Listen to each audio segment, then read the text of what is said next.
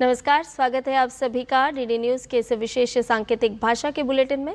आपके साथ मैं हूं संध्या शर्मा और मेरे साथ है मेरी सहयोगी मनीषा शर्मा। आइए बुलेटिन की शुरुआत करते हैं हेडलाइंस के साथ। प्रधानमंत्री नरेंद्र मोदी ने कुआलालंपुर में आयोजित 22वें आसियान भारत शिखर सम्मेलन को वर्चुअली किया संबोधित। आसियान को बताया भारत की एक्ट ईस्ट पॉलिसी का स्तंभ।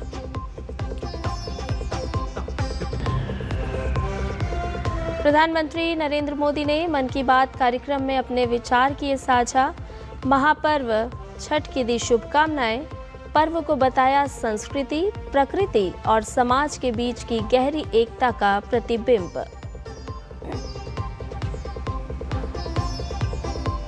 छत्तीसगढ़ के कांकेर में सुरक्षा बलों को बड़ी कामयाबी।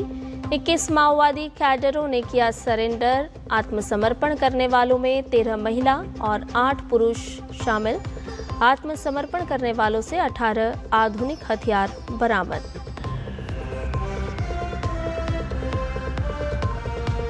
बिहार विधानसभा चुनाव के प्रचार अभियान तेज। एनडीए और महागठबंधन के वरिष्ठ नेता और स्टार प्रचारक कर रहे हैं ताबड़तोड़ रैलियां।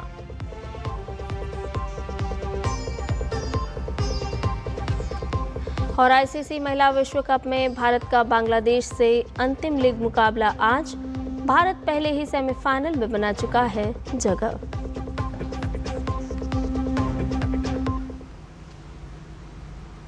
और अब सभी खबरें विस्तार से। प्रधानमंत्री नरेंद्र मोदी ने आसियान भारत 22वें सम्मेलन में हिस्सा लिया। मलेशिया के कुआलालंपुर में चल रहे सम्मेलन में प्रधानमंत्री ने वर्चुअली हिस्सा लिया। उन्होंने आसियान देशों के साथ भारत के ऐतिहासिक और सांस्कृतिक संबंधों का जिक्र किया। उन्होंने कहा कि भारत और आसियान ग्लोबल साउथ के सहयात्री हैं और दुनिया की 1/4 आबादी का प्रतिनिधित्व करते हैं। ऐसे में इंडो पैसिफिक को लेकर आसियान के विजन का भारत पूरी तरह से समर्थन करता है। भारत की एक्ट ईस्ट पॉलिसी का मुख्य स्तंभ है। भारत सदैव आसियान सेंट्रलिटी और इंडो पैसिफिक पर आसियान के आउटलुक का पूर्ण समर्थन करता रहा है।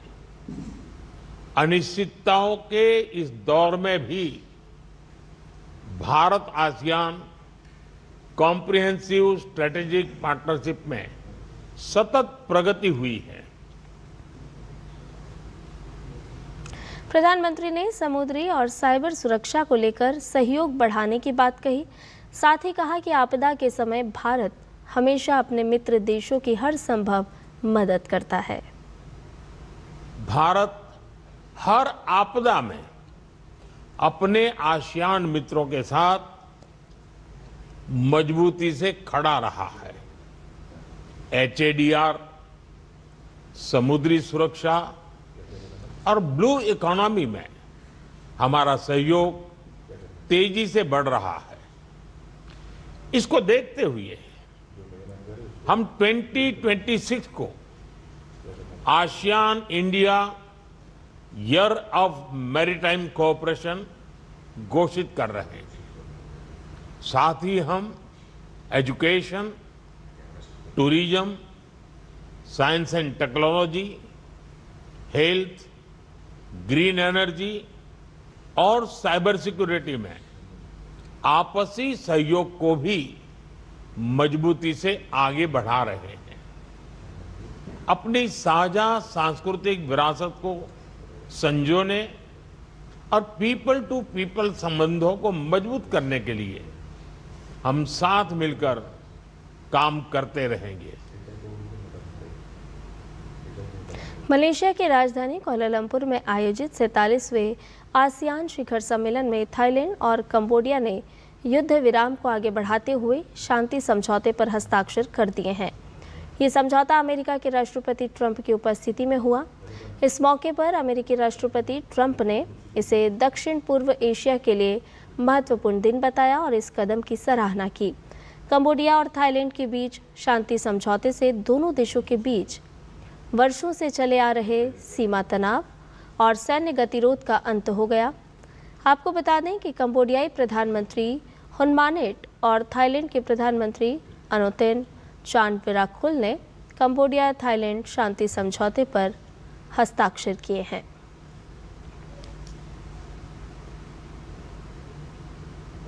प्रधानमंत्री नरेंद्र मोदी ने मन की बात कार्यक्रम में प्रकृति और स्वच्छता से जुड़े महापर्व छठ का जिक्र करते हुए सभी देशवासियों को छठ पर्व की बधाई दी। उन्होंने गुजरात में मैंग्रोव पौधे लगाने की मुहिम का जिक्र करते हुए पर्यावरण संरक्षण की दिशा में किए जा रहे प्रयासों की सराहना की। उन्होंने एक बार फिर एक पेड़ मां के नाम अभियान को आगे बढ़ाने की अपील की।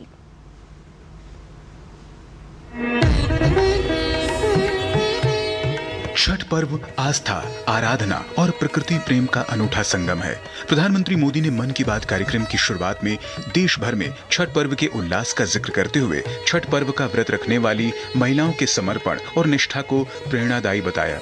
सादगी और संयम के प्रतीक छठ पर्व के दौरान पवित्रता और नियमों का कठोरता से पालन किया जाता है। छठ घाटों पर इस दौरान पारिवारिक और सामाजिक सद्भाव की अद्भुत मिसाल देखने को मिलती है। प्रधानमंत्री ने सभी देशवासियों को छठ महापर्व की शुभकामनाएं दी। छठ का महापर्व संस्कृति, प्रकृति और समाज के बीच की गहरी एकता का प्रतिबिंब है। छठ के घाटों पर समाज का हर वर्ग एक साथ खड़ा होता है। ये दृश्य भारत की सामाजिक एकता का सबसे सुंदर उदाहरण है। आप देश और दुनिया के किसी भी कोने में हो, यदि मौका मिले तो छठ उत्सव में जरूर हिस्सा लें। एक अनोखे अनुभव को खुद महसूस करें। मैं छठी मैया को नमन करता हूं। सभी देशवासियों को, विशेषकर बिहार, झारखंड और पूर्वांचल के लोगों को छठ महापर्व की शुभकामनाएं देता हूं।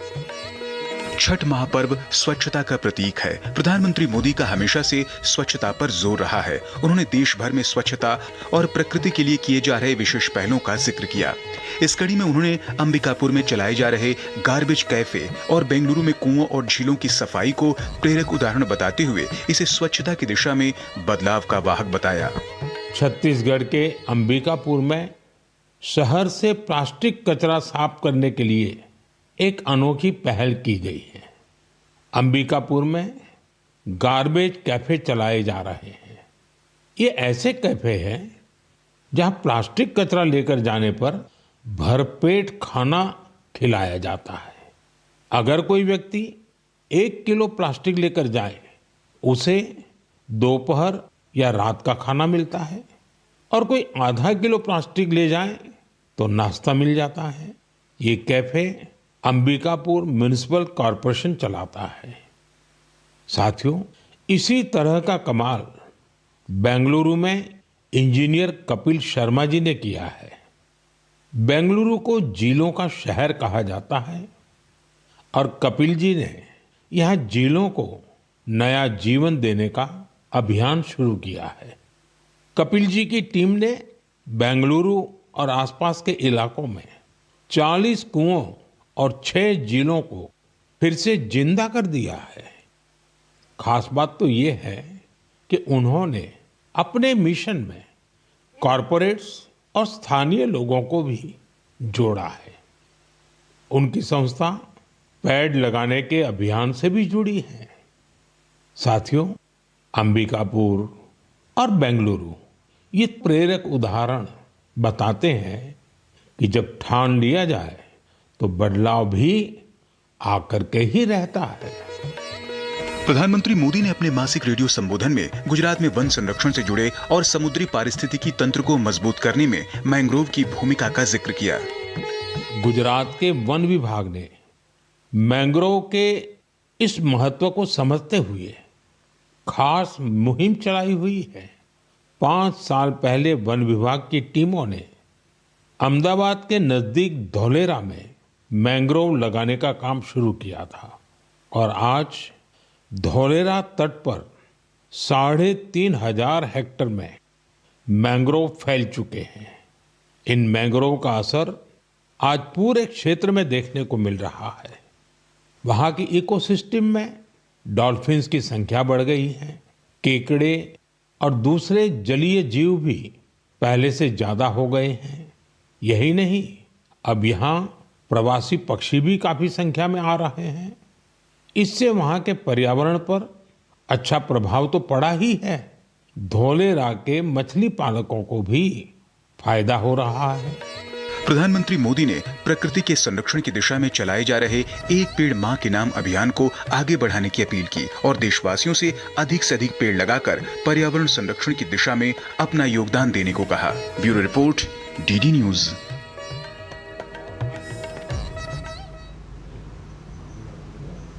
ब्रेक के बाद आपका एक बार फिर से स्वागत है। छत्तीसगढ़ के कांकेर जिले में सुरक्षा बलों को बड़ी सफलता हासिल हुई है। यहां 21 माओवादी कैडर ने आत्मसमर्पण किया है। आत्मसमर्पण करने वालों में 13 महिला कैडर और 8 पुरुष कैडर हैं। ये सभी लोग आतंक को छोड़कर समाज की मुख्य धारा में लौट आए हैं। सरेंडर करने वाले माओवादियों से 18 हथियार बरामद किए गए हैं, जिसमें 3 AK-47 राइफल, 4 SLR समेत कई अन्य हथियार शामिल हैं।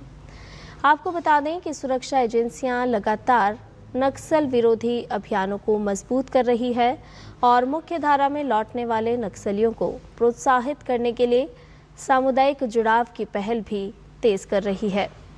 ये घटना नक्सलवाद के खिलाफ लड़ाई में एक महत्वपूर्ण कदम है।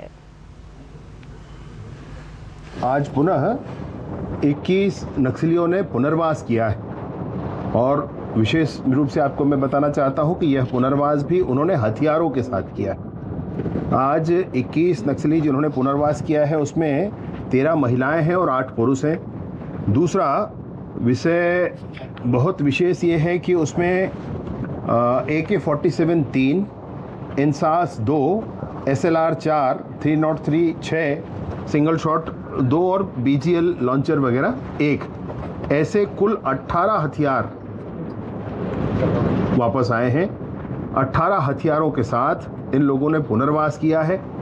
इसमें DVCM लेवल के 4 नक्सली हैं, ACM लेवल के 9 हैं और पार्टी मेंबर 8 लोग हैं। ऐसे 21 लोगों ने आज पुनः पुनर्वास किया है। इधर गाजियाबाद के इंदिरापुरम में यशोदा मेडिसिटी का राष्ट्रपति द्रौपदी मुर्मू ने उद्घाटन किया। 1200 बेड वाले इस अस्पताल में 65 से ज़्यादा विभाग और 12 सेंटर ऑफ एक्सीलेंस बनाए गए हैं। इस मौके पर यशोदा मेडिसिटी के चेयरमैन ने कहा कि समाज की सेवा करना ही यशोदा मेडिसिटी का उद्देश्य है। भारत के मेडिकल इंडस्ट्री के पावर कपल इस वक्त मेरे साथ मौजूद है। सर, आप बताइए, आप दोनों का ये क्या मैं कह सकता हूँ ब्रेन एंड हार्ट है जो आज देश में ये पहला इस तरीके का मेडी सेंटर हम लोग देख पा रहे हैं। सर, आपने बिल्कुल ठीक कहा, ब्रेन और हार्ट ये हैं, लेकिन ब्रेन भी यही है। ये एक प्रयास था, चूंकि इनका बहुत दिनों का सपना था और इनके सपनों को सजाना मेरा कर्तव्य है।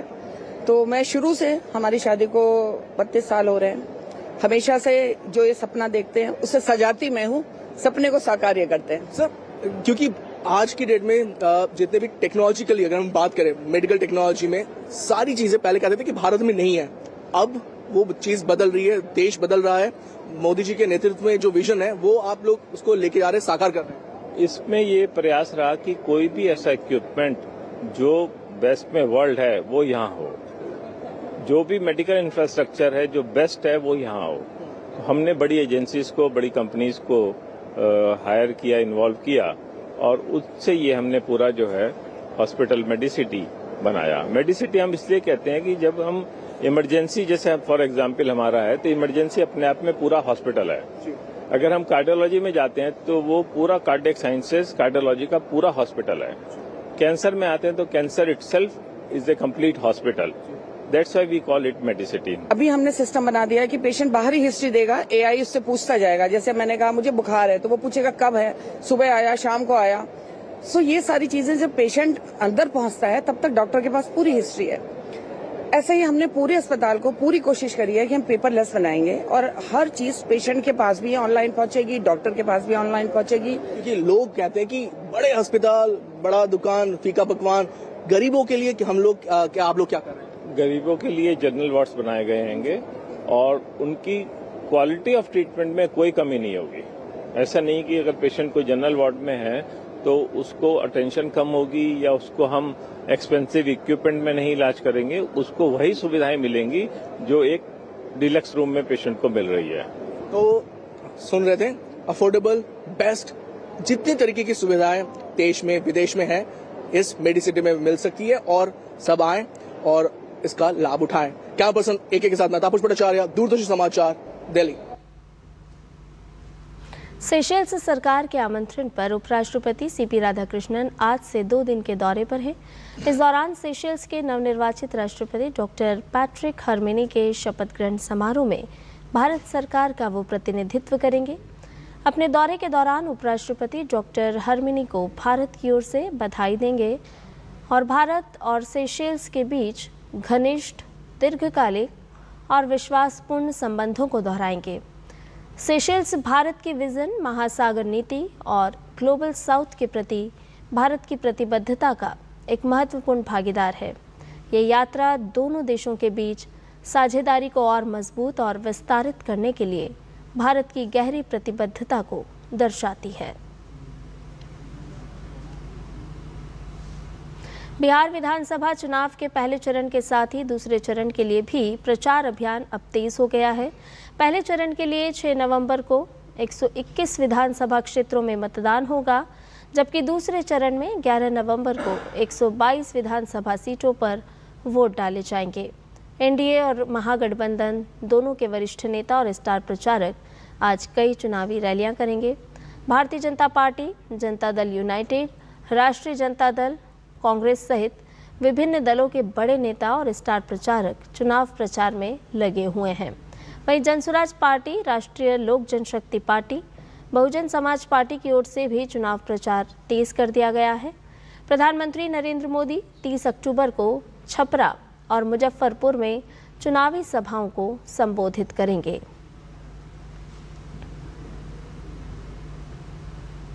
देश भर में छठ की छटा बिखरी हुई है। खरना पूजा के लिए घाटों को विशेष तौर पर सजाया गया है। राजधानी दिल्ली के सोनिया विहार में छठ घाट पर अलग तरह की तैयारी देखने को मिल रही है। छठ घाट पर तैयारियों को लेकर डीडी न्यूज संवाददाता अंकित मिश्रा ने श्रद्धालुओं से बातचीत की।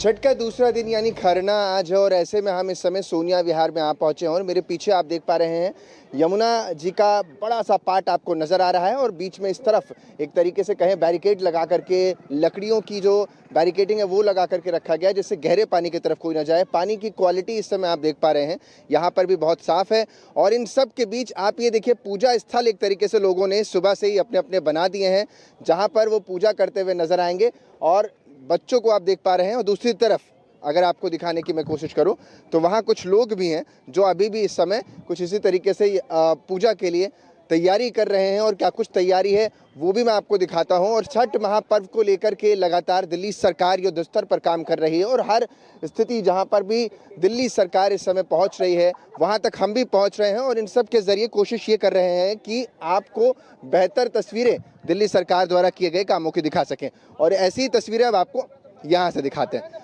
तो दरअसल ये जो है इस तरीके से यहाँ पर परिवार के कई सारे लोग मिलकर के पूजा के लिए स्थान बना रहे हैं जो कि नदी के जस्ट सामने ही है। जरा पूछते हैं क्या कुछ ये है और कैसे इसको बना रहे हैं। सर क्या कहते हैं आप इसको? छठ पूजा के लिए सिरसोप्ता हम लोग अपने आस्था के लिए बनाते हैं। ये हर साल हम लोग का ये बनाते हैं। ऐसे हम लोग का बिहार के ये सबसे भारी पर्व त्यौहार है। अच्छा, खरना को लेकर के आप लोग और क्या क्या करते हैं? आप नहान खान कल से था, खरना आज से है और कल छठ पूजा है सुबह घाटे और मंगलवार को शाम घाटे। अच्छा, मुझे ये बताइए खरना में क्या क्या आप लोग करते हैं, कैसे इस चीज़ की तैयारी करते हैं? ये सब लोग जल में खड़े होकर के और जल का अर्पण करते हैं और उसमें माता रानी की कृपा के बारे में जितना हमारे श्रद्धा, जितनी जो चीज़ें होती हैं पृथ्वी पे, जितनी भी चीज़ें उत्पन्न होती हैं, हम सब चीज़ों को इकट्ठा करके माता रानी के सामने रख करके और अपने परिवार के लिए अच्छी सद्भावना रखते हैं और समाज के लिए भी अच्छी सोच रखते हैं और उससे माता रानी सबका कल्याण करती है। उसकी हम पूजा करते हैं। सर आप लोगों को मैं देख रहा हूँ कि यहाँ पर कई सारे ऐसे बनाए हैं, तो क्या एक परिवार का एक होता है, किस तरीके से आप? देखिए हम सब एक परिवार के ही है, पूरे हमारा समाज यहाँ पे गांव से पूरे दिल्ली में हम ला के बैठे, कम से कम 100 घर हमारा है। 100 घर के हिसाब से हम पूरा घेर के अपना बनाए पूरे परिवार का। और हम लोग क्या करते हैं, पूरा पृथ्वी पे पूरे यहाँ पे हर कोई उगते सूरज को वो करते हैं, अर्घ देते हैं। हम लोग शाम को सूरज के पहले, सबसे पहले शाम को सूरज को अर्घ देते हैं और सब पूरा विश्व के कल्याण मांगते हैं हम लोग। खासियत इस त्योहार की यही है कि प्रकृति को पूजा जाता है, छठी मैया को सब कुछ अर्पित किया जाता है, लेकिन आदित्य यानी कि सूर्य की उपासना की जाती है। आदित्यों और भगवानों यानी देवताओं में उनको प्रथम माना गया है और इसी वजह से डूबते सूर्य से लेकर के उगते हुए सूर्य तक की आराधना इस फास्ट यानी इस व्रत में की जाती है। कैमरा पर्सन मनोज के साथ अंकित मिश्रा, दिल्ली, दूरदर्शन। लोक आस्था के महापर्व छठ के अवसर पर उत्तर रेलवे ने यात्रियों की सुविधा के लिए 33 स्पेशल रेलगाड़ियों का संचालन किया है। छठ पर्व के अवसर पर उत्तर रेलवे ने पूर्वी भारत की ओर जाने वाले यात्रियों के लिए दिल्ली क्षेत्र के प्रमुख स्टेशनों पर शानदार इंतजाम किए हैं। नई दिल्ली रेलवे स्टेशन से 9, दिल्ली जंक्शन से 4, आनंद विहार टर्मिनल से 9, हजरत निजामुद्दीन से 2, शकूरबस्ती से 5, दिल्ली सराय रोहिल्ला स्टेशन से 1, शामली से 1 और रोहतक से 2 ट्रेन संचालित की गई हैं।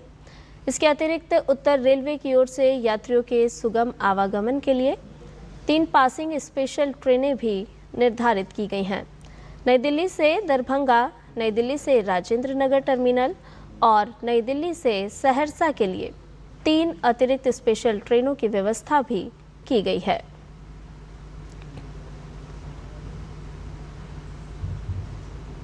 लौह पुरुष सरदार वल्लभ भाई पटेल की जयंती वर्ष के मौके पर अखिल भारतीय गुर्जर महासभा और पथिक लॉयर फोरम ने अधिवक्ता संकल्प पर्व का आयोजन किया। इस मौके पर हाईकोर्ट के जज, एडिशनल एडवोकेट जनरल, वरिष्ठ अधिवक्ताओं और जुडिशरी से जुड़े व्यक्तियों को सम्मानित किया गया।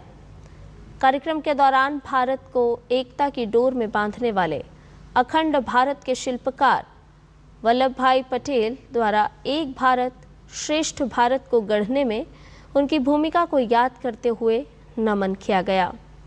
इस मौके पर भारतीय गुर्जर महासभा के अध्यक्ष डॉक्टर यशवीर सिंह ने कहा कि सरदार वल्लभ भाई पटेल द्वारा किए गए कार्य पूरी दुनिया में एक मिसाल है। आज अखिल भारतीय गुर्जर महासभा की ओर से इस देश के महान सपूत सरदार पटेल जी की जयंती के अवसर पर आज ये आयोजन किया जा रहा है। इस महान सपूत ने इस देश को जो दिया वो दुनिया में एक अपने आप में उदाहरण है। 600 रियासतों को मिलाकर इस देश को भूगोल दिया, एक से एक महान काम किए। उनके त्याग और बलिदान को हम अपनी अगली पीढ़ी को बताना चाहते हैं। आज जो देश की यूनिटी हमें दिखती है नक्शे पर दुनिया में, वो सरदार पटेल के कारण है। गुर्जर महासभा सामाजिक न्याय के लिए, बच्चों के शिक्षा के लिए, उनके रोजगार के लिए और देश में एक सशक्त सामाजिक न्याय की लड़ाई लंबे समय से लड़ती चली आ रही है। आज उसी परिप्रेक्ष्य में उनके इसको जयंती को हमने वकीलों के द्वारा मनाने का निश्चय किया है। सरदार वल्लभ भाई पटेल जी के जयंती के उपलक्ष्य में ये माननीय हाई कोर्ट और डिस्ट्रिक्ट जज और एमएम और पूरी जो लॉयर फॉर्म है उनके लिए ये आयोजन किया है। तो सरदार पटेल जी ने जो देश के सभी रियासतों को एक करने का ये जो बीड़ा संपूर्ण किया था, उसके लिए हम हमेशा उनके ऋणी रहेंगे। सरदार पटेल की जितनी भी अच्छाइयाँ थी, जो उनका देश की राजनीति में योगदान रहा और जो गुर्जर समाज के प्रति योगदान रहा, उसको आज मनाने के लिए हम यहाँ सब एकत्रित हुए हैं, जिसमें लॉयर्स, जजेस और समाज के प्रभुत्व के लोग यहाँ सब इकट्ठा हुए हैं। लौह पुरुष सरदार वल्लभ भाई पटेल की जयंती पर प्रतिवर्ष 31 अक्टूबर को राष्ट्रीय एकता दिवस के रूप में मनाया जाता है। इस बार देश सरदार वल्लभ भाई पटेल की 150वीं जयंती मनाएगा। इस अवसर पर पूरे देश में विभिन्न कार्यक्रमों का आयोजन किया जा रहा है और इस पहल का उद्देश्य राष्ट्रीय एकता और अखंडता के मूल्यों को बढ़ावा देना है। राष्ट्रीय एकता दिवस भारत की एकता, अखंडता और राष्ट्रीय एकजुटता का प्रतीक है। हमारी भाषाएं अलग हैं, त्योहारों परंपराओं की अपनी अपनी सुगंध है। यही विविधता भारत की आत्मा है। इस विविधता को एक सूत्र में पिरोया एक दूरदर्शी नेता सरदार वल्लभ भाई पटेल ने। आज उसी एकीकरण की भावना को आगे बढ़ाया है प्रधानमंत्री नरेंद्र मोदी ने। भारत सिर्फ एक भौगोलिक इकाई नहीं है, वो हमारी आत्मा का, हमारी आकांक्षाओं का अखंड हिस्सा है। सरदार पटेल की 150वीं जयंती पर आइए अपने जिले में हो रही रन फॉर यूनिटी में अधिक से अधिक संख्या में हिस्सा लें और एक भारत श्रेष्ठ भारत की भावना को और मजबूत बनाएं। भारतीय सेना ने 79वें शौर्य दिवस के मौके पर शौर्यवीर रन फॉर इंडिया 2025 का आयोजन किया।